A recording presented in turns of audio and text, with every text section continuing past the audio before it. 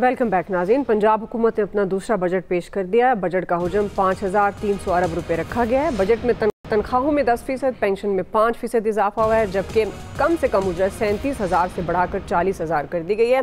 तरक्याती budget के लिए 1240 अरब रुपए मुख्तस करने की तजवीज़ है, जबकि नई स्कीम्स के लिए 470 अरब रुपए मुख्तस करने की तजवीज़ है। वज़ीर आला पंजाब मरियम नवाज़ ये दावा कर रही हैं कि बजट में कोई नया टैक्स नहीं लगाया, तारीख का सबसे बड़ा तरक्याती बजट दे रहे हैं। तालीम और सेहत के लिए 70 साल की तारीख में सबसे ज़्यादा रकम मुख्तस है। अब ये पंजाब का बजट कितना आवाम दोस्त है और टैक्स फ्री बजट देने का दावा कितना दुरुस्त है, वाकई आम आदमी को इससे क्या फ़ायदा होगा, क्या नुकसान होगा और कौन से बड़े नए प्रोजेक्ट्स हैं जिससे डायरेक्ट एक आम आदमी उससे मुस्तफ़ीद हो सकेगा, इस तमाम तर मामले पर हम बात करेंगे।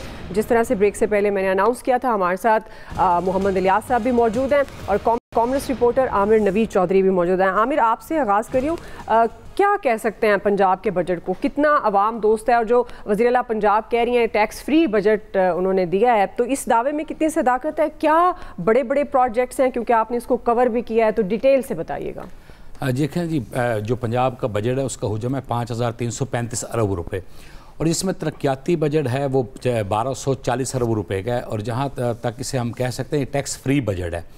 और इसके जो तरक्याती बजट का हुजम 1240 अरब है, लेकिन साथ साथ जो डेवलपमेंट के प्रोजेक्ट हैं वो बड़े अट्रैक्टिव है, जिसमें ख़ास तौर पर पंजाब की तारीख में पहली मरतबा हेल्थ एजुकेशन सेक्टर पे ख़ास फोकस किया गया, जिन पर 23% जो है बजट हेल्थ के लिए रखा गया, तालीम के लिए, एजुकेशन के लिए रखा गया और तकरीबन 15% के करीब जो है वो हेल्थ के लिए रखा गया। इतना बजट पहले हेल्थ और एजुकेशन के लिए कभी पहले एलोकेट नहीं हुआ।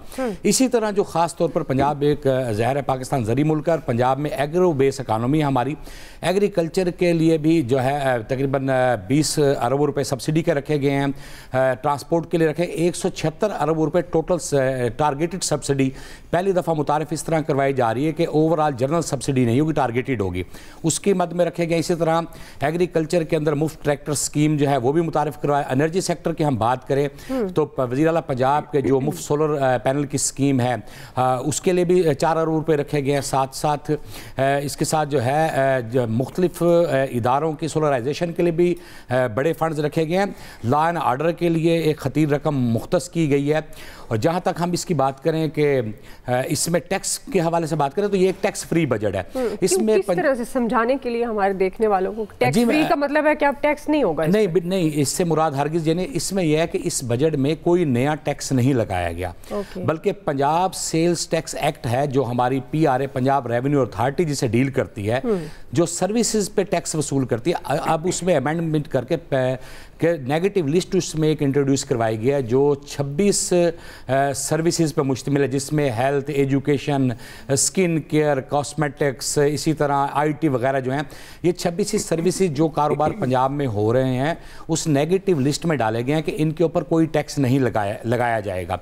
अब इन सर्विसेज के अलावा इन्हें रेगुलेट कर लिया गया है। इनके अलावा कोई भी पंजाब में कारोबार फ्यूचर में होगा, कोई नई सर्विस ऐड होगी तो वो टैक्स रिजीम का हिस्सा होगी।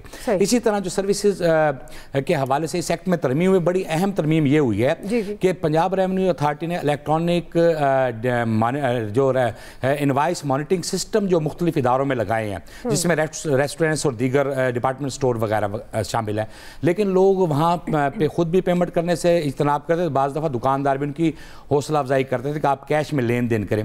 कैश में लेन देन को डिस्करेज करने के लिए इलेक्ट्रॉनिक इनवाइस मॉनिटरिंग सिस्टम है, उसकी इन्फोर्समेंट बढ़ाने के लिए इसमें अमेंडमेंट की गई है और इसमें सज़ा और जुर्माने में इजाफा किया गया कि कोई पर्सन या कंपनी अगर आपसे ऑनलाइन पेमेंट लेने से, ट्रांजैक्शन से इनकार करेगी तो 4 लाख और उससे ज़्यादा तक जुर्माना हो सकता है। इसमें ऑनलाइन पेमेंट से मुराद है कि आप क्रेडिट कार्ड, डेबिट कार्ड या QR कोड या E-पे किसी के थ्रू भी पेमेंट करना चाहें। इसमें जो अमेंडमेंट बड़ी है, इसमें डिस्करेज किया गया कैश के लेन देन को। और इस बजट में जो सबसे अहम बात सामने आई उसमें यह है कि वज़ीर आला मरियम पीएम नवाज शरीफ ने जो बातें अपने तकरीरों में, जलसों में कही थी, वो इसमें हमें इम्प्लीमेंट होती नजर आई हैं। इसमें उन्होंने खवातीन के लिए 2 से 3 सेगमेंट्स मुतारिफ करवाए हैं। इसी तरह पंजाब की पहली जो एयरलाइन की वो बात करती थी, उसकी फिजिबिलिटी के लिए पैसे मुख्तस किए गए। इसी तरह मरी की जो टूरिस्ट ग्लास ट्रेन है उसकी फिजिबिलिटी के लिए पैसे मुख्तस किए गए। और ट्रांसपोर्ट सेक्टर में जो बड़ा सेगमेंट है वो 40 अरब रुपए पंजाब में इलेक्ट्रॉनिक बसों के लिए मुख्तस किए गए हैं। इसी तरह आप जहां हम क्लाइमेट चेंज को ऑब्जर्व भी करें, देख भी रहे हैं, क्लाइमेट चेंज के लिए पंजाब पहला ऐसा सूबा है जिसने प्रोग्रेसिव इकदाम किए हैं। क्लाइमेट जो है ऑब्जर्वेटरी के लिए और क्लाइमेट मॉनिटरिंग स्टेशंस के लिए यहाँ पर 10 अरब रुपए के करीब मुख्तस किए गए हैं। जी सही।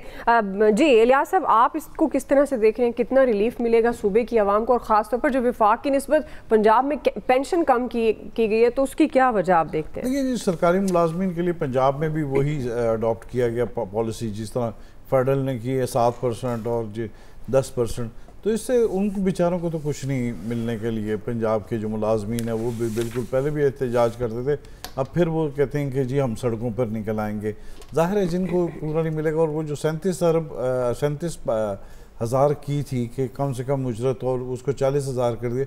अभी 37,000 तो पहले करवाते हैं, जो 40,000 की बात कर दी है।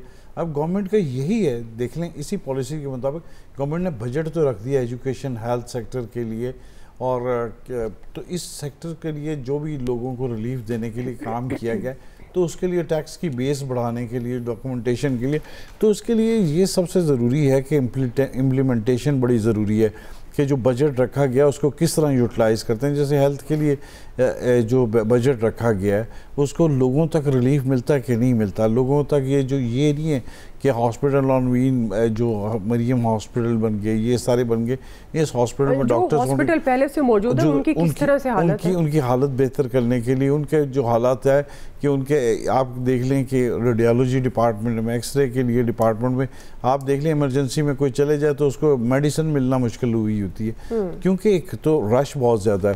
तो गवर्नमेंट को इस टाइम चाहिए कि मैनेज करे कि किसी तरीके। फिर तालीम के लिए जो है उन्होंने बजट में जो इन्हांस किया है, 40% कहते हैं कि 200% ने इन्हांस कर दिया, मुख्तलिफ तरह स्कॉलरशिप वगैरह दी जाए, इसमें वो दिया जाए। ये स्कॉलरशिप वो हो जिससे फ़ायदा हो लोगों को, यहाँ ही पढ़ें बच्चे, और उनके लिए यहाँ ही उनके साजा को भी ऐसा तरबियत देनी चाहिए ताकि वो बेहतर अंदाज से पाकिस्तान के लिए करें। ये नहीं हो कि स्कॉलरशिप दी और वो मुल्क से बाहर चले गया। तो ये जो गवर्नमेंट की पॉलिसियाँ ऐसी अडॉप्ट करनी चाहिए जिससे मुल्क को फ़ायदा हो।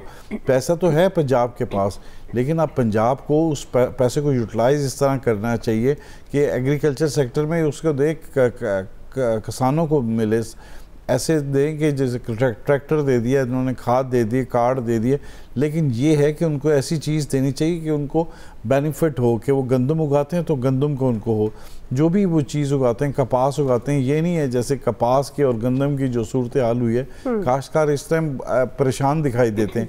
तो गवर्नमेंट को ये है कि अब इसको गुड गवर्नेंस की तरफ आना चाहिए कि उसको सही तरह यूटिलाइज़ कर सके, क्योंकि ये पैसा ना गवर्नमेंट लेके आई ना कोई है, ये टैक्स पेयर का पैसा है। और ये इनको क्योंकि इनको NFC अवार्ड के तहत ही मिलता है सारा उधर से। पंजाब ने तो 340 अरब रुपए इधर जो लोकल जो रेवेन्यू से जनरेट करने हैं। अब देख लें इस बजट में एग्रीकल्चर इनकम टैक्स का कोई ऐसा जिक्र नहीं है। तो इलियास साहब, ये दूसरा बजट है पंजाब हुकूमत का, तो इसको आप किस तरह से इनकी गवर्नेंस को कंपैरिजन इनको देख लें इनका 2.5 बजट कह लें, क्योंकि पहले जो मोहसिन नकवी साहब भी जो इस्तेमाल करके गए थे वो पंजाब गवर्नमेंट को अप्रूव करवाना पड़ा। तो जाहिर है तो इनका जो बजट है तो वो इसके लिए है, इनके लिए गुड गवर्नेंस। गवर्नमेंट ने इतना अच्छा अगर काम किया है, पैसे फंड्स वगैरह हैं, तो उसको यूटिलाइज इतना नहीं है कि जो 54 सफ़े की जो तकरीर कर दी है, 54 सफ़े की तकरीर में है कि अब इसका अगले साल जो है कि इसका आउटपुट क्या आता है, लोगों को रिलीफ किस तरह मिलता है, चीज़ें सस्ती किस तरह होती हैं, ये चीज़ें साथ लेके आना। जो इसके आपकी जो इंतज़ामिया है उसको भी मुहर्रक करना पड़ेगा कि जी इंतज़ामिया इसको ऐसे बेस्ट प्रैक्टिसेस पर आए जिससे लोगों को रिलीफ मिले। जैसे हॉस्पिटल में, एजुकेशन में, उनको खाने पीने की चीज़ें जो हैं, डिमांड एंड सप्लाई का गैप जो पूरा हो, उनको ये हो कि हर चीज़ जो है पंजाब पूरे मुल्क को जैसे सब्जियां और इसका अजनास की फराहमी करता था, लेकिन अब देख लें जो सूरत हाल है कि डिफरेंट हो गया कि हमें कपास भी इंपोर्ट करनी पड़ रही है, चीनी भी बाहर से इंपोर्ट करनी पड़ती है, गंदम भी इंपोर्ट करनी पड़ती है, और ये छोटी मोटी इंपोर्ट नहीं होती। लॉन्ग टर्म जो प्रोजेक्ट्स हैं उनकी बहुत ज़्यादा इसके लिए गवर्नमेंट को चाहिए कि पॉलिसीज पर इम्प्लीमेंट करें और बेहतर तरीके से काम करें। आमिर, क्विकली कमेंट कर दीजिएगा, ये आनिया जानिया और बहुत सारे मंसूबे, ये तासुर क्यों है पंजाब हुकूमत का कि बस अनाउंसमेंट है? देखें, बात यह है कि सबसे पहले तो कि एक साल में किसी की कारकर्दगी मापने के लिए बजट से बेहतर ये होता है कि हमें ग्राउंड रियलिटीज़ को देखना चाहिए। मेरा ख्याल है कि पंजाब की रिसोर्सेज जितने आबादी है, 14 करोड़ की आबादी है, उसके हवाले से गुड फेथ में हमें देखना चाहिए। एलोकेशन तो ठीक है, अभी हेल्थ सेक्टर की बात की इलियास साहब ने, तो 80 अरब रुपए सिर्फ मुफ्त अद्वियात के लिए रखे हैं। मेरा ख्याल है कि एलोकेशन का ये है, बजट में पहला मरहला तय हो गया, बेहतर आप गवर्नेंस का मसला, गवर्नेंस पे तवज्जो देनी चाहिए। वक्त खत्म हो गया। हमारे साथ सीनियर तज्ज़ियाकार मोहम्मद इलियास साहब और आमिर नवीद चौधरी साहब, एक्सप्रेस न्यूज़ के रिपोर्टर, आप दोनों मौजूद थे, बहुत शुक्रिया आपका। आज के एक्सपर्ट से इतना ही, ख्याल रखिएगा। अल्लाह।